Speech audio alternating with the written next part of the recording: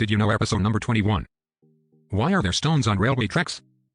Most of us have been curious about the stones on railway tracks. Find out what they are called and why they are used. A train journey can be a very soothing and wonderful travel experience. However, most of us must have wondered at least once in our lives why there are stones on railway tracks. These crushed stones are called track ballast and they help keep the train tracks in place. What is track ballast?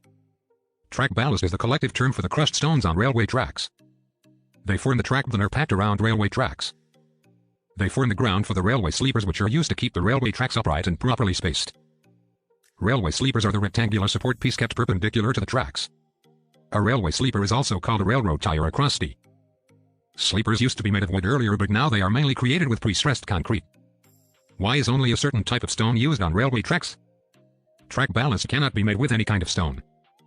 If smooth, round pebbles like the ones on riverbeds or used for decoration were used on railway tracks, they might roll over or slide against one another when a train passed on the railway lines. Thus, the wrong type of stone wouldn't fulfill the main function of track ballast to provide support to the railway tracks. Only stones which wouldn't move around much would suit the job. That is why sharp edges stones are used on railway tracks for track ballast. Other functions of track ballast. Apart from holding the railway lines in place and providing support for heavy trains to pass on, here are the other functions. 1. The stones don't allow vegetation to grow on railway tracks, which could weaken the ground on which the railway lines run.